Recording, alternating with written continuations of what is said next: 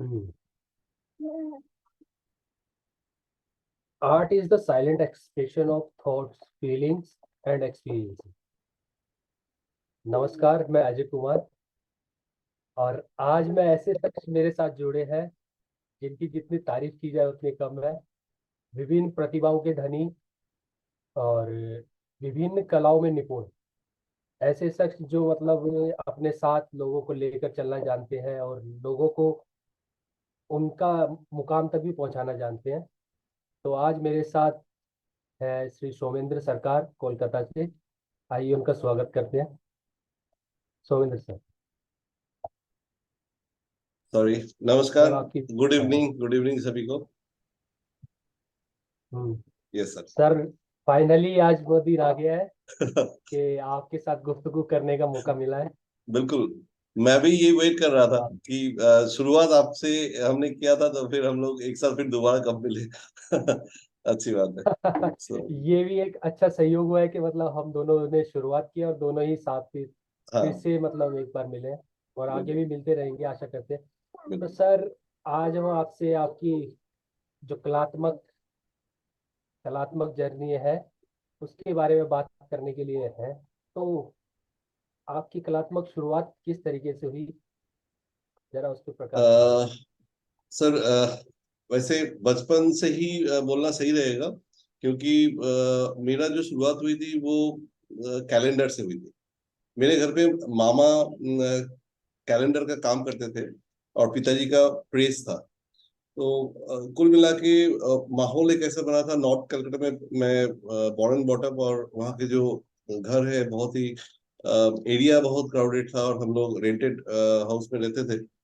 कई सारे फैमिलीज एक साथ, जैसे नॉर्थ कलकत्ता में होता है। और वहाँ पे शुरू से ही देखता था कि कैलेंडर्स आते थे घर पे, और वो प्रिंट नया साल आने से पहले तो मेरा एक बहुत ही एक्साइटमेंट होता था कि कैलेंडर का जो कैटलॉग है वो कब आएगा नया नया, और मामा रखेंगे उसको, और उसको मैं एक एक करके देखता रहूंगा। तो एक तो वहां से मेरा इंटरेस्ट लगा कि कितना मैं जब भी वो देखता था ना, तब भी मुझे लगता था कि ये इतना सुंदर पेंटिंग कैसे होता है, क्या किया जाता है, और लगातार बहुत एक्साइटमेंट होता था। फिर बचपन से ही, क्योंकि पापा प्रेस के बिजनेस में थे, तो वहां पे एक आर्टिस्ट का टेबल होता था। तो जब से मेरा ज्ञान हुआ, तब से कुछ ना कुछ होता रहता था। मेरे बड़े भैया, उनका भी ड्राइंग में इंटरेस्ट था, हाथ अच्छा था। तो कुल मिला के एक माहौल वैसे बनी थी। बट ट्रेडिशनल वे में ड्राइंग एंड पेंटिंग के ऊपर कैरियर बनाने वाले कोई नहीं थे। पापा हमेशा इनकरेज किए हैं, बचपन से ही आर्ट स्कूल में भेजना, साथ में ले जाना, और उस तरह से हमने शुरुआत की थी जर्नी की। आपके घर में मतलब एक माहौल था, कल्चर था। कल्चर मतलब हाँ, वेस्ट बंगाल कलकत्ता का एक एनवायरनमेंट होने से एक माहौल था, इस बारे में लोग जानते थे। बिल्कुल बिल्कुल। तो ये जिसकी था वजह से दीदी। मतलब आपको मेरे दीदी थी। फील एक्चुअली नहीं मैं है। छोटा छोटा लड़का था घर का। मेरे बड़े भैया थे, उसके बाद दीदी, फिर मैं। दीदी और मेरे साथ इंटरेस्ट, मतलब बहुत ही लगाव था, अभी भी है। और हम लोग एक साथ जो भी बातचीत करते थे, मान लीजिए वो कुछ कहना चाहता था और मैं समझ जाता था, इस तरह से एक अंडरस्टैंडिंग मेरे साथ होता था। तो ये दीदी को पिताजी ने संगीत शिक्षा के लिए भेजे। उन्होंने गाना चूज के स्ट्रीम, और उस पे उन्होंने पढ़ाई की। और मुझे दिया गया, शुरुआत में तो सोचा था कि मुझे तबला सिखाया जाए, लेकिन बाद में उनको लगा कि नहीं, तबला नहीं, चलो अ, इनको ड्राइंग करवाया जाए, क्योंकि ड्राइंग का ही इनका इंटरेस्ट है। तो उस तरह से हमने एक शुरुआत की थी। हम्म। यस। तो सर फिर जैसे आपकी शुरुआत, आपने बोला कि फैमिली में कुछ काम होता था, उससे करते करते फिर आपने अपना प्रोफेशन चुनने का मन कैसे बनाया? सर, शुरुआत में सब करते लेकिन अचानक इसको प्रोफेशन बनाना। नहीं, बचपन में ना ड्राइंग पेंटिंग को लेके पढ़ाई करेंगे ऐसा सोच कभी नहीं हुआ था, और ना ही मैं स्कूल लेवल में कभी किसी भी ड्राइंग कंपटीशन में पार्टिसिपेट किया। मेरा स्कूल बहुत बड़ा था, स्कॉटिश चर्च कॉलेजिएट स्कूल में मैंने पढ़ा हूँ क्लास 10 तक, और वो बहुत बड़ा स्कूल था। और वहाँ पे मुझे मौका बिल्कुल मिलता नहीं था, और ना ही मतलब एक सेक्शन होती थी जिसमें करीब 70-80 बच्चे रहते थे, और मेरा रोल नंबर हमेशा 76-75 होता था। तो कोई चांस ही नहीं है। हाँ, पढ़ाई में भी एवरेज था, बल्कि कहा जाए तो बिलो एवरेज था। तो बिल्कुल शांत स्वभाव का, ना ही कभी कोई स्पोर्ट्स में गया, ना ही कभी कोई ड्राइंग कंपटीशन में गया, ना ही अदर एक्टिविटीज, स्काउट, संगीत, कुछ नहीं। स्कूल जाते थे, वापस आते थे, घर पे भी चुपचाप। तो एक ऐसा माहौल था। बट जो क्रिएटिव माइंड था ना, वो चलता था। दोपहर को जब घर पे सब सो जाते थे, मेरे घर के जो माहौल था ना, वो मम्मी, दादी सब एक साथ रहते थे। तो उनकी कहानियां मुझे बहुत अलग से मोटिवेट करता था, हर चीज। दादी सोते समय मुझे कहानी बोलते थे, और वो कहानियां मैं सोचता रहता था। जैसे बचपन में मेरा रामायण सीरियल आता था। मेरे साथ कुछ एक दोस्त भी थे वहां पे, वो नॉन बेंगली दोस्त था, संजीव। तो वो और हम मिलके रामायण का सीरीज बनाया करते थे, ड्राइंग। दोपहर को निकल गए कहीं पे, कहाँ पे सिगरेट की दुकान में रांगता मिलेगा, कहाँ पे काठ मिलेगा, तलवार बनाना, ये खुद ब खुद ये काम चलता रहता था। मुझे लगता है कि आज के जमाने में बच्चे इस फेज को नहीं देख पाते, वो मोबाइल में ज्यादा बिजी रहते हैं शायद। बिल्कुल बिल्कुल शायद। बिल्कुल, ये एक एक्चुअल में जो क्रिएटिविटी की शुरुआत होती है बचपन में, जो हम एक्टिविटीज करते हैं, है ना, चीजें ढूंढना और उनसे अपने खेल की चीजें निकालना, बिल्कुल। एक्चुअल में क्रिएटिविटी मतलब निकालने का यही एक साधन होता है, और आजकल के बच्चे इसको मिस कर रहे हैं। तो सर, आपने कॉलेज में कौन सी ईयर में आपने एडमिशन लिया, और फिर कॉलेज का आपका सफर कैसे शुरू हुआ? बहुत कठिन था। कठिन इसलिए था क्योंकि मेरा, जब मैं 10th के बोर्ड एग्जाम दिए, तो उसी समय मुझे लगा था कि मुझे आर्ट कॉलेज में एडमिशन लेना चाहिए। और मैंने एडमिशन के लिए फॉर्म भी भरा था, लेकिन किसी कारण वो फर्स्ट ईयर में मैंने फॉर्म फिलअप करके एडमिशन टेस्ट नहीं दे पाया था। उसके बाद जनरल एजुकेशन फैमिली में उस समय होता था कि आप पहले 12 कर लो, फिर ग्रेजुएशन कर लो, उसके बाद सोचोगे, जो होगा देखा जाएगा। लेकिन एक आइडिया उस समय तक मिल गया था कि आर्ट कॉलेज होता है और मुझे आर्ट कॉलेज में एडमिशन लेना है। तो मैं कोशिश करता गया, 2-3 साल करता गया, लेकिन तब तक मेरा बीकॉम कंप्लीट हो गया था, फर्स्ट सेकेंड ईयर। और उस वक्त, यानी 1997 की बात कर रहा हूँ, उसी साल लास्ट था जब 2 साल अगर आप कर लेते हो सेकेंड ईयर के बाद, आप ग्रेजुएट माने जाओगे, पास ग्रेजुएट। थैंक गॉड कि ये हुआ, क्योंकि अगर उसको एक्सटेंड कर दिया जाता, ऑनर्स में करता, शायद पास होना मुश्किल था मेरे लिए। और लकीली उसी साल मेरा एडमिशन रविंद्र भारती यूनिवर्सिटी में हो गया। तो एक बीकॉम वहां पे हो गया था, पास ग्रेजुएट। आफ्टर दैट मैं रविंद्र भारती यूनिवर्सिटी में आया, और काफी कोशिश करने के बाद, मतलब ऐसा नहीं था कि पहले ही एडमिशन मिल गया आसानी से, ऐसा हुआ नहीं था। लेकिन आपको अपनी मतलब मंजिल मिली, चाहे वो बिल्कुल। बहुत ज्यादा स्ट्रगल से मिली। हाँ, बिल्कुल। और सर, आपकी मतलब हम मैं जैसे आपसे मिला था तब से मैं देख रहा हूँ कि आपके अंदर बहुमुखी प्रतिभा है, बहुत तरीके की।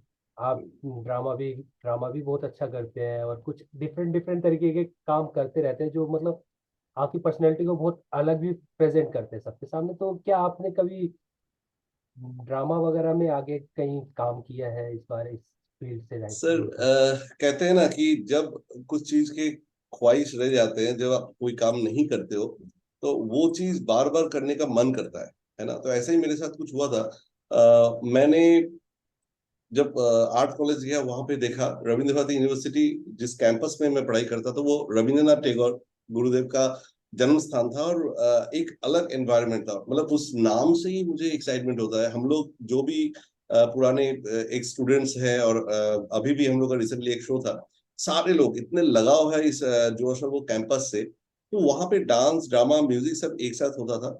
हमें कोई एक स्ट्रीम लेना था, तो मैंने आर्ट चुना था। लेकिन वो माहौल मुझे अच्छा लगा, और फर्स्ट टाइम मुझे ऐसा माहौल मिला जहां पे मैं अपने आप को ओपन कर सकता था। तो यहाँ से मेरा शुरुआत हुई। एंड जो आज मैं अलग अलग स्ट्रीम में काम कर रहा हूँ, चाहे बच्चों के लिए स्किट लिखना, स्किट को डायरेक्ट करना, या फिर ड्राइंग, पेंटिंग के साथ साथ अलग अलग मीडियम, पपेट वगैरह में काम करता हूँ। ये सिर्फ जो बचपन में मैं नहीं कर पाया था, तो वही है कि नहीं, अभी तो मुझे करना है। और उन बच्चों को खासकर मैं ज्यादा मोटिवेट करने की कोशिश करता हूँ, जो बच्चे ज्यादा चुपचाप है, क्योंकि मैं बहुत रिलेट कर पाता हूँ उस बैक बेंचर से, उस एवरेज स्टूडेंट से, या बिलो एवरेज स्टूडेंट से, जो दोस्तों के डर से सवाल नहीं पूछते। उनको मन में सवाल होता है, शायद मैथ क्लास में वो समझ में नहीं आया, चाहे इंग्लिश क्लास में समझ में नहीं आया, लेकिन वो सवाल इसलिए नहीं पूछते हैं कि लोग क्या कहेंगे, दोस्त हंसेंगे। तो मैं बार बार क्लास में जाकर भी यही चीज को दिखाता हूँ और इजी करने की कोशिश करता हूँ। बस इसी तरह से जर्नी स्टार्ट हुआ और एक एक काम आप सबके साथ रहते हुए। केवीएस का एक सिस्टम है, केंद्रीय विद्यालय संगठन, जब से ज्वाइन किया हूँ, यहाँ पे एक सिस्टम है कि हम लोग ट्रेनिंग में जाते हैं हर 6 साल में कम से कम एक बार। तो इसके जरिए काफी चीजें जानने को मिली। और एक एक चीज मैं कहना चाहूंगा, मेरी जो पढ़ाई की था फेस था जब मैं आर्ट कॉलेज में था, तो उस समय काफी चीजें हुई थी, मेरे फैमिली में बहुत सारी चीजें हुई थी, तो मुझे जॉब की जरूरत थी, फाइनेंशियल क्राइसिस था मेरा, तो जॉब की जरूरत थी। इसलिए मुझे कोई ना कोई जॉब में जाना ही था। मैं ढूंढ रहा था किसी भी तरह से, चाहे कैसे भी हो, चाहे एड एजेंसी हो, चाहे न्यूज़पेपर हो, इवन डिटेक्टिव एजेंसी भी मैं इंटरव्यू देके वहां पे क्वालिफाई किया था, गया नहीं वहां पे। तो हर क्षेत्र में एक एक बार जाना, ये करके देखना, क्योंकि मुझे इनकम करना था, ये था। इसके साथ साथ मैंने मुझे अपॉर्चुनिटी मिली फैशन डिपार्टमेंट में काम करने की, Bhawanipur Bhawanipur education society college, जो गुजराती एजुकेशन सोसाइटी, वहां पे मैंने 1 साल काम किया एज टीचर इलस्ट्रेटर, और जो फैशन इलस्ट्रेटर। उसके बाद मुझे एक बड़ा अपॉर्चुनिटी मिला टाटा इंटरेक्टिव सिस्टम्स, जहाँ पे जॉब करने की, और वो डिजिटल मीडिया था, मेरे लिए बिल्कुल नया था। वहां पे आके मैंने आईटी फील्ड को जाना, कॉर्पोरेट वर्ल्ड को जाना, और कंप्यूटर नॉलेज बिल्कुल जीरो था। और वहीं पे थैंक्स टू देम कि उन्होंने मुझे सिखाया, और आगे कंप्यूटर जो टेक्नोलॉजी है, उसके जो सॉफ्टवेयर है, उसके बारे में थोड़ा सा काम करने का मौका मिला। तो अलग अलग चीजों को मैंने एक्सप्लोर करना स्टार्ट किया था उस तरह से। आपको आपकी बातें सुनकर सर मुझे एपीजे अब्दुल कलाम जी की एक कथन याद आ रहा है कि अगर बाप रे। सही प्रतिभा को ढूंढना है तो क्लास के बैक बेंचर्स को देखिए। और कहीं ना ऐसा कहीं मैं खुद को भी रिलेट कर पा रहा हूँ इन चीज़ों से, क्योंकि मैं भी कई चीज़ों को नहीं कर पाया, इसको आप करने की कोशिश कर रहा हूँ। और आप में एक खासियत है कि आप नई चीज़ों को सीखने में कभी भी मतलब पीछे नहीं हटते और सिखाने में। सर, तो ये सर तो आपका ये जब तो हाँ, बोलिए। हाँ, जी बोलिए, आप बोलिए सर। नहीं, ये चीज ना मेरे गुरु से मुझे मिला, कि उनसे, मेरे जो गुरु जी हैं आर्ट कॉलेज में, मेरा जो डीन थे पार्थो प्रतिम देव, ऐसे इंसान जी मैंने देखा नहीं। थैंक गॉड कि मैं उस वक्त इस यूनिवर्सिटी में आया था जहाँ मुझे पार्थो दा मिले थे। और हम लोग का रिवाज था टीचर्स को दा बुलाना, यानी दादा, पार्थो दा। तो हम लोग पार्थो दा ही बुलाते थे, चाहे जितने भी एज के हो। और भी टीचर्स थे, अलग अलग टीचर्स थे, सभी लोग मेरे लिए बहुत इंपॉर्टेंट थे। सब लोग वहाँ पे मुझे सपोर्ट किए, लेकिन पार्थो दा को मैंने देखा हमेशा, कुछ भी अगर उनके पास है, मान लीजिए वो चाय पी रहे हैं, आप जैसे चाय पी रहे हो तो कुल्लर में चाय पी रहे हैं, और वो कुल्लर सामने रखी हुई है टेबल पे, और उसमें वो कुछ ना कुछ काम कर रहे हैं, और हम लोग जाके बातें कर रहे हैं। तो उनके लिए मीडियम कोई बैरियर नहीं था, कुछ भी उनको रोक नहीं सकता था। तो एक ये इंसान थे। बाद में मुझे मिले मेरे फादर इन लॉ, वो भी आर्टिस्ट है। अभी उनका देहांत हो गई 2 साल पहले, तो सुकुमार दत्तो। तो उनके पास भी मैंने देखा कि वो कभी भी लाइमलाइट में आना पसंद नहीं करते थे, लेकिन काम, मतलब उनके लिए काम ही सब कुछ है। जिंदगी के लास्ट डे तक उन्होंने अपने ड्राइंग को कंटिन्यू किया। इवन जब वो हॉस्पिटल में एडमिट थे और लास्ट 2 डेज के लिए यहाँ पे आए, तब भी उन्होंने अपने पेंट ब्रश को लेके अपने लास्ट जो काम था उस पर काम किए। तो ऐसे हमने देखा, और उनके लिए भी कोई बैरियर नहीं था, कोई वो नहीं था कि मीडियम कुछ माने रखता है, ऐसा नहीं। तो बस ऐसे ही चला। ऐसे लोगों का आशीर्वाद आपके साथ है, तभी सर आप काम करने के लिए इतने अग्रसर रहते हैं। तो सर आपने जब अपनी कलात्मक शुरुआत की, कॉलेज में एडमिशन लिया, तो ये काम करना शुरू करना क्या मतलब आपको किस तरीके से आपके काम की शुरुआत हुई और आपने किस तरह अपने काम को आगे लेके गए? शुरुआत में, क्योंकि मेरे जो एक्सपीरियंस था पहले का, वो था कॉमर्शियल आर्ट एक्सपीरियंस था। पहले आर्ट कॉलेज से पहले मैं वहाँ पे पिताजी के जो ऑफिस था, वहाँ पे जाके आर्टिस्ट का टेबल देखते थे, तो मुझे बहुत मोटिवेट करता था। वहाँ पे कलर वगैरह ये सब रखा हुआ है, तो वहां से मुझे लगा कि यही एक जगह है जहां से मैं एक्सप्लोर कर सकता हूँ, और मुझे ये करना है। आर्ट कॉलेज में आया, और वहाँ पे जब प्रिपरेटरी चलते थे 2 साल, तो लास्ट जब मुझे स्ट्रीम चुनना था, तो मुझे मेरे टीचर वेरी यंग और हमारे बहुत ही एमिनेंट आर्टिस्ट धर्मनारायण दासगुप्त का बेटा दीपंकर दासगुप्त, वो हमारे साथ बहुत अच्छे घुल मिल के बातें करते थे। तो वो हमें बताए कि देखो तुम कॉमर्शियल आर्ट तो कर लोगे, लेकिन प्रिंट मीडिया या फिर मान लो ग्राफिक्स या पेंटिंग अगर आप लेते हो तो एक मीडियम को आप जानोगे सीखोगे तो आप और ज्यादा काम कर सकते हो। बस उनका एक मतलब चाय पीते हुए एक जो वार्तालाप, वो मुझे और मेरे एक दोस्त है अरिजीत जो मेरे कॉलेज लाइफ से बेस्ट फ्रेंड है, तो हम दोनों का दिमाग उन्होंने बिल्कुल घुमा दिया। और उसके बाद पेंटिंग लेने का भूत सवार हो गया था, पेंटिंग लेके हमने पढ़ाई किया, मास्टर्स भी पेंटिंग लेके किया। लेकिन काम, मेरे काम जब देखेंगे आपको लगेगा बहुत बहुत ज्यादा वेरिएशंस है, बहुत ज्यादा वेरिएशंस है अलग अलग, क्योंकि मैं कभी अपने काम से खुश नहीं हो पाता हूँ और ढूंढ रहा था काम कि कैसे करूँ, कहाँ पे जाऊँ। वो जब मैं काम शेयर करूंगा तो आपको दिखेगा। जस्ट मिनट सर, शायद आपका अनम्यूट करना, एक मिनट। Yes sir. आर्टिस्ट का काम ही है सर अपने काम से संतुष्ट ना होना और तरह तरीके की खोज करना, तभी आर्टिस्ट की जर्नी चलती रहती है। तो हम चाहेंगे कि आप अपना काम कुछ हमें दिखाएं और उसके साथ साथ हमें अपने काम के बारे में बताएं। सर बिल्कुल दिखाऊंगा। ये काम का जो चेंजेस है इसका बहुत सारा कारण है। एक बहुत बड़ा कारण है, मेरे बड़े भैया 28 इयर्स के एज में सडनली उनका डेथ हो गया था, मतलब एक एक्सीडेंट में पहाड़ में अरुणाचल में। और वो हमारे लिए बहुत ही ज्यादा दुखदायक था, सबके लिए होता है। और वो हमें ना हिला के रख दिया था। फाइनेंशियल क्राइसिस एक तरफ भैया नहीं है, मेरे दीदी का शादी हो गया तो कैसे मैनेज करूं, ये बिल्कुल था। लेकिन आर्ट कॉलेज भी तब मेरा फर्स्ट ईयर था, तो आर्ट कॉलेज पूरा बाकी है, करना ही है।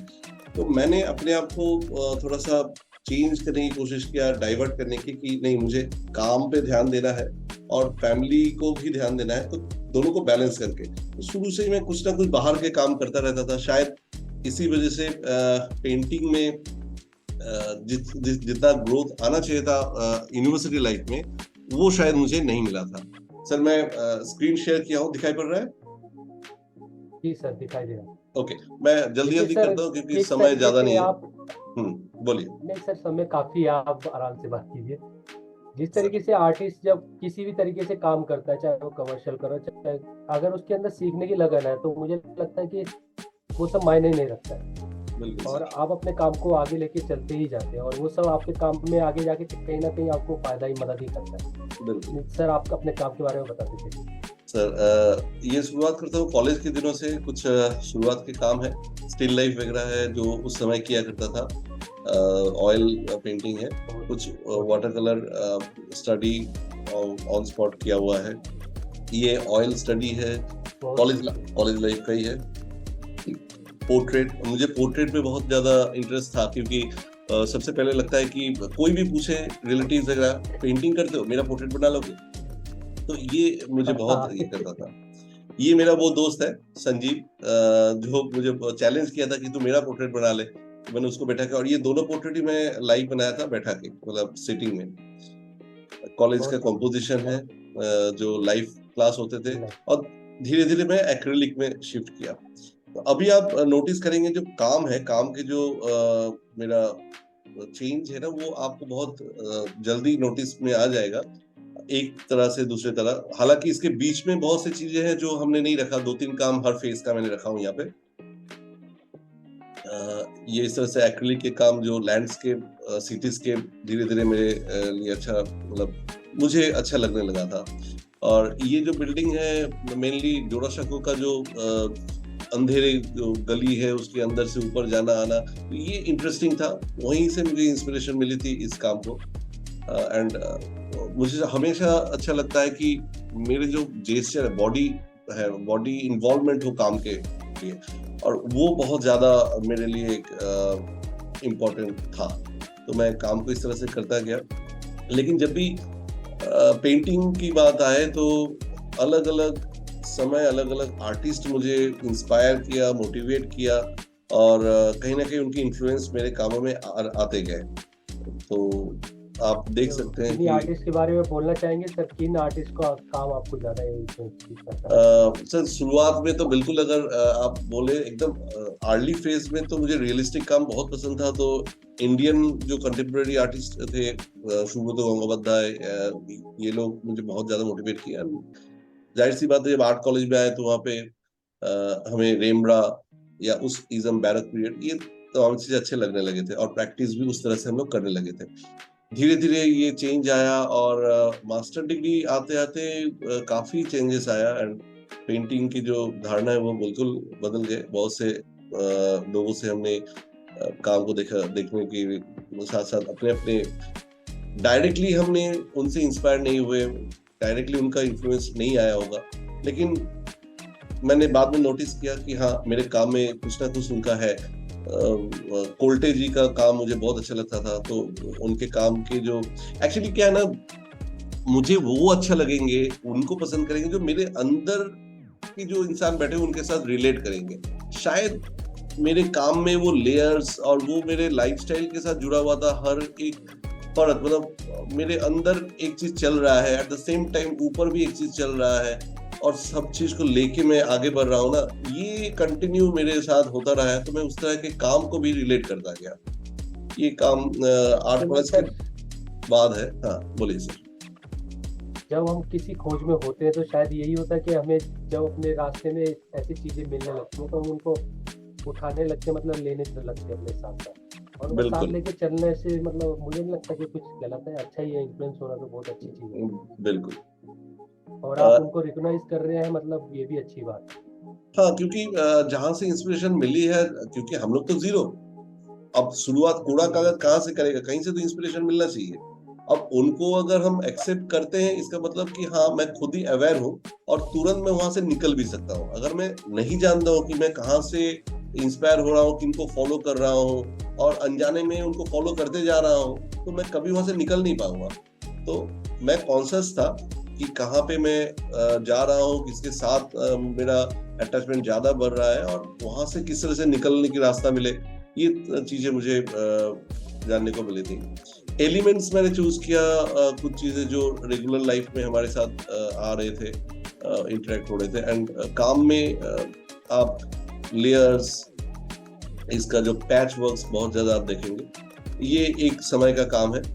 सडनली अच्छा, उस समय मैंने कुछ मेरे जो गुरुजी हैं पार्थो देव, वो कार्ड्स पे इस तरह से कुछ स्क्रैच वर्क करते थे, तो मैंने भी काफी इस तरह के काम किए थे। उनका एक काम मेरा ये रखा हूँ, ये प्रिंट, ऑलरेडी प्रिंटेड कार्ड था, उसको काट के इधर उधर कंपोज करके, देन स्क्रैच करके, इसको मैंने डिजिटली भी बहुत से वर्जन बनाए थे। उस समय कंप्यूटर में उतना नहीं था। ये मेरा एक कमीशन वर्क है, करीब 10 फीट बाई 4 फीट का शायद था, 4 या 5 फीट, 10 बाई 5 का था, बहुत पहले का। अच्छा, ये काम जब मैंने किया था, बीच में काफी समय मेरा गैप था, और फैमिली भी, उस समय मेरा शादी हो गया था, बच्चा आया था, तो एक माहौल चेंज हुआ, and at the same time मैं आईटी में जॉब कर रहा था, समय बिल्कुल नहीं था, तो काफी काम मुझे समय निकाल के करना पड़ता था। तो वो रिफ्लेक्शन यहाँ पे है, वो स्पीड, वो जो हैरानी था, वो फ्रस्ट्रेशन भी कुछ कुछ था मतलब कि मैं नहीं कर पा रहा हूँ। यस। हाँ, एक स्पीड आपके काम में दिख रहा है, मतलब जो पैचेस वगैरह बड़े स्पीड लगे, और वो बिल्कुल। लेकिन आपका फ्रीनेस भी दिखा रहा है। आप जो मतलब थिंकिंग वगैरह है, ऐसा लगता नहीं कि आपका मतलब थिंकिंग कोई रिजिड है। उस काम के साथ साथ आपका मतलब थिंकिंग बहुत पावरफुल और बहुत हाँ, स्पीड के साथ चल रहा है। ये तो कोशिश रहा है हमेशा कि खुद को एक्सप्लोर करना, क्योंकि मैं रुकना नहीं पसंद करता था, काम चल रहा था। ये एक लेआउट फेज है, मैं कुछ लेआउट्स बनाए थे डिजिटली, मैं इस तरह से सोच रहा था, तो इसको मैं काम नहीं किया, मेरे ही कुछ बैकग्राउंड लेके कहीं पे उसके ऊपर सनग्लास वगैरह को रख के कॉम्पोजिशन मैंने किया था। छोटा छोटा काम भी मैंने कुछ किया था इसका। इसका डिजिटल वाला मेरे पास है अभी। ये कैनवस में है, उसी समय कैनवस पे है, और वही सनग्लास लेके काम। नाउ ये बहुत ज्यादा पुराना नहीं है, करीब 3-4 साल पुराना होगा। इस समय काम में मेरा स्कूल की जो एक्टिविटीज है वो काफी ज्यादा इन्फ्लुएंस किया। मैंने बच्चों को कोलाज करवाता था, बच्चों को मैं फैब्रिक कोलाज करवाता था, उसमें डिजाइन बार बार आते थे, तो मैंने समझ में आया कि ये डिजाइन हमारे साथ जुड़े हुए हैं। हम चाहे अजंता पेंटिंग देखें, चाहे कोई भी जगह पे देखें, अपने घर के बेड देखें, तो डिजाइन जुड़े हुए हैं, ग्रिल से लेके एवरीथिंग, एवरीवेयर डिजाइन। तो डिजाइन ही आर्ट है और आर्ट में ही डिजाइन है। तो उसी में कुछ थॉट्स डेवलप हुए। ये एक्चुअली मैं कृष्णा लिफ्टिंग गोवर्धना, वो जो पेंटिंग था उससे इंस्पायर होकर ये मैंने किया था। दिमाग में यही चल रहा था कि जो धर्म है उनको लेके जो लोग खेल रहे हैं वो किसी भी इसका हो सकता है, कास्ट का हो सकता है, किसी रीजन का हो सकता है। तो मैं ताजमहल को रखा, कृष्णा लिफ्टिंग ताज, इस तरह से मैंने इस पेंटिंग को सोचा था। फिर नेक्स्ट पेंटिंग में बंगाल आर्ट, उसके साथ जो मॉडर्न लोगों की ड्रेस है, उनकी जो कंसेप्ट है गर्ल्स खासकर, तो इसको लेके कुछ काम किया। देन मोबाइल फोन मेरे पेंटिंग में आया। कुछ लेआउट्स भी मैं बनाया था, यहाँ पे बस पेंटिंग में रखा हूँ कि अगर आज की डेट में लॉर्ड बुद्धा होते, क्या उनके हाथ में मोबाइल फोन होता? जस्ट इस तरह से मैंने उसको एक टैटूज डाल के हाथ में, जो आज के समय में हो रहा है, एंड रेडीमेड कपड़े पे हम लोग कुछ भी डाल देते हैं, भगवान की फोटो भी डाल देते हैं, कुछ भी, वहां पे भगवान भगवान नहीं रहता है ना? तो इस तरह के थॉट लेके मैं कुछ काम किया। फिर भी मैं बताऊं, सेटिस्फाइड नहीं था। मुझे चेंज पसंद था। और जीन मिशेल बास्कुआ मुझे बहुत ज्यादा मोटिवेट करते हैं, 27 इयर्स की एज, और उसी में उन्होंने क्या कमाल किया। तो उनके काम मुझे बहुत अच्छा लगता है। धीरे धीरे जो बोलने ही वाला था कि बास्की का कलर स्कीम और कलर मतलब राइट सामने बिल्कुल नजर है। ये था शाही, क्या है उनका नाम, मैंने दिया था इसका, जो पॉपकॉर्न, सॉरी, शाही पॉपकॉर्न, सिनेमा हॉल, उसमें जाके हमने बड़ा सा पॉपकॉर्न लेते हैं। घर पे वो पॉपकॉर्न 2 रुपए में बन जाएगा, लेकिन हमें वहां पे 150 रुपए में लेना है ना? बिल्कुल, तो शाही पॉपकॉर्न, हम वहां पे गए और चल रहा है मन में, शाही पॉपकॉर्न मेरे हाथ में है, लेकिन मन में चल रहा है यार इसका इतना क्या जरूरत है। फिर अपनी खुद ही समझाते हैं, कोई बात नहीं, एक दिन ही तो आ रहे हैं सिनेमा देखने, चल होता है। तो लगातार जो दिमाग चलता रहता है ना मेरे पेंटिंग में, जो काम अभी है कंस्ट्रक्शन है, तो हमेशा वो कंस्ट्रक्शन होता रहता है, अपने अंदर कुछ ना कुछ हो रहा है एट ए टाइम, बहुत सी चिंता चलती है, तो वही रिफ्लेक्ट हो रहा है काम में। ये सब मेरे रिसेंट वर्क्स हैं। कुछ रहेंगे अभी हमारे जो आने वाले शो में। पपेट से एंड करना चाहूंगा, तो ये मेरे पपेट है, इस पे थोड़ा सा बच्चों के लिए काम कर रहा हूँ। एक स्पेशल हमारे लिए भी ये रहा था आपका, जब हम आपसे आए सर्विस कोर्सेज मिले थे। Yes sir. पपेट शो आपसे हम मतलब चाहते भी थे कि आप कर दिखा, और आपने किया भी था, लेकिन उस तरीके से देख नहीं पाए कि एक एंटरटेनिंग कुछ। लेकिन आपने बहुत जबरदस्त बनाया। आपके पास कहाँ है? वो वाला है सामने, आपने जो बनाया था, यहाँ पे है। मेरे पास भी है। चलिए वो दिखा दीजिएगा। आज प्रेजेंट कर सकते तो हम चाहेंगे कि आज प्रेजेंट कीजिए। सर आज मैं तैयार नहीं हूँ यहाँ पे, मैं फिर कभी अगर वीडियो होगा तो मैं उस पर ऐड कर दूंगा। मेरा है, बिल्कुल बिल्कुल, मैं स्कूल में रखा हुआ है बहुत एक्चुअली। अच्छा, बहुत सुंदर काम है आपका, बहुत ही सेंसिटिव और बहुत डेप्थ भी है। और आपके काम में आपकी पर्सनैलिटी, जो स्ट्रगल आप जैसे बता रहे थे, मुझे भी लगता है कि वो सब आपके काम में दिख रहा है। जैसे टेक्सटाइल कंपनी में आपका काम करना, तो आपके पेंटिंग में टेक्सटाइल मतलब एक एलिमेंट बन वो के है, आया है। यस। एलिमेंट है। और जो मार्केट वर्क वगैरह भी किया था वो भी, ये सब करते करते, लेकिन फिर भी आपके काम में एक बहुत सेंसिटिविटी है और सेंसिटिव वर्क है थैंक सर। You sir. और मतलब आपके काम में अभी जो रिसेंट वर्क है वो तो मतलब ऐसा लगता है कि जैसे कुछ कुछ काम तो ऐसा लगता है जैसे बच्चों के साथ, बिल्कुल बच्चों के लिए किया हुआ, और बिल्कुल उसमें चाइल्डिश जो होना चाहिए वो सेंसिटिविटी भी काम में है। सब बच्चों के लिए आप कुछ कहना चाहेंगे? सर बच्चों के लिए तो हमेशा मैं कहता हूँ कि स्ट्रगल कोई मायने नहीं रखता। स्ट्रगल है यहाँ पे हमारे कुछ बच्चे भी हैं, मेरे भांजा भी स्टूडेंट। ऑनलाइन है यार। सब उनको भी बोलता हूँ कि लाइफ में फ्रस्ट्रेशन आएंगे। हमने जो फ्रस्ट्रेशन देखा, एक एक रुपए के लिए हमने जो तंगी देखी, ये बहुत बहुत ही बड़ा समय था जो देखा, लेकिन वो समय बीत जाता है। Tough time never last. तो समय आपका चेंज होगा। समय चेंज होते होते अपने आप चेंज हो जाएंगे। तो आप समय को चेंज करने की कोशिश नहीं करना है, उस समय खुद को चेंज करना है। तो मेरा मैसेज यही है, जो जो भी समय के साथ हम लोग चलते हैं, अगर मैं उस समय को चेंज करने की कोशिश करूंगा तो मुश्किल हो जाएगा। भले ही हम उस समय खुद को चेंज कर ले तो शायद मैं अप टू डेट हो जाऊंगा। तो सब अगर इस तरह से चले, कोई भी स्ट्रगल स्ट्रगल नहीं होगा, वो आपके लिए हिस्ट्री बन जाएगा और आने वाले समय बिल्कुल सक्सेस तो आपके पास आएगी ही आएगी। ऑनेस्टली काम करे तो हमें सक्सेस मिलेगी। बिल्कुल। Thank you sir. सॉरी, आप अनम्यूट। सर आप केवी में भी काम करते हैं, और केवी का जैसे मैं वर्क कल्चर है, आपके ऊपर बहुत सारी रिस्पॉन्सिबिलिटीज भी है, और आपका पर्सनल वर्क भी आप करते ही रहते हैं, तो इन दोनों को आप बैलेंस कैसे कर पाते हैं? थोड़ा सा ये भी बताएंगे तो सभी सर आर्टिस्ट इसका के लिए। बहुत बड़ा रोल मेरे मिसेस को जाता है। She is also an artist, but उन्होंने बच्चे के लिए, मेरा एक बेटा है अभी क्लास 12 में है, उसके लिए अपने करियर को बिल्कुल ध्यान ही नहीं दिया। और बहुत अच्छा काम करती है वो। शाश्वती का नाम है। कभी मौका मिले तो उनका भी शो मैं जरूर आप लोगों को बुलाऊंगा, दिखाऊंगा भी।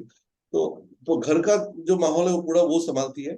बाकी मेरा तो सेम थिंग है, अगर मुझे संगठन से पैसे मिलते हैं तो मुझे 100% देना चाहिए। एक एक पीरियड का पैसे मिलते हैं सर, और काफी पैसे मिलते हैं, तो हमें बच्चों के लिए वो काम करना है। और उसके लिए कुछ भी हम करने के लिए तैयार हैं, कि चाहे स्कूल में हो चाहे बाहर हो। बाकी ये काम तो अपना है, इसमें तो काम करना ही है, इसमें कौन मोटिवेट करेगा अलग से। ये तो अपना करना ही है, बस इसी तरह से बैलेंस करते हुए चल रहे हैं। और आप सब इतने अच्छे बहुत बढ़िया दोस्त सर। मिले, और क्या चाहिए। ये सर दोस्ती लंबी चलनी चाहिए, हम तो चाहेंगे कि आप जैसे दोस्त रास्ते में और मिलते जाए, और ये कारवां जो हमने अभी चलाया है, बढ़ाया है, ये आगे बढ़ते चले। सर इसी फील्ड में आपके फ्यूचर में क्या प्लानिंग्स है, और क्या आप फ्यूचर में अपने आप को देख के कहाँ मेरा देखते हैं? कुछ प्लान है कि लोगों को लेके कुछ करूं, सबको लेके। कुछ आर्टिस्ट होते हैं ना, शांत प्रकृति के होते हैं, तो सब लोग बोल नहीं पाते। तो भगवान अगर मुझे ये शक्ति दिए हैं कि मैं थोड़ा बहुत बात कर लेता हूँ लोगों से, अगर ये लेके सबके साथ चलूं, सबको एक साथ प्लेटफॉर्म में लेके चल सकता हूँ, तो मेरे लिए अच्छा होगा। तो मैं कुछ इस तरह से सोच रहा हूँ कि जो भी सीनियर हो जूनियर हो, सबको लेके कुछ प्लान करूँ आगे, एंड खुद के काम को और अच्छी तरह से ले जाऊँ। आपका कोई शो और कुछ आने वाले अभी टाइम पर? विजुअल कॉन्फ्लुएंस है वाराणसी में, और हम लोग 15 जो आर्टिस्ट हैं, आप भी हैं, सब है। सब यहाँ पे दोस्त हैं, कौशलेश सर है, पंकज सर है, आप हैं, अजय मिश्रा सर है, तिर्की सर, एक एक के नाम क्या करूँ, मैडम में जया मैम, पूजा मैम, अविनाश मैम, सभी लोग हैं। तो बहुत एक्साइटेड हूँ, अभी भी हूँ एक्साइटेड बहुत, कि हाँ चलो आने वाले समय हम लोग मिलेंगे जल्दी वाराणसी में, और वहाँ पे जाके बहुत से काम करना है और सबको बताएंगे।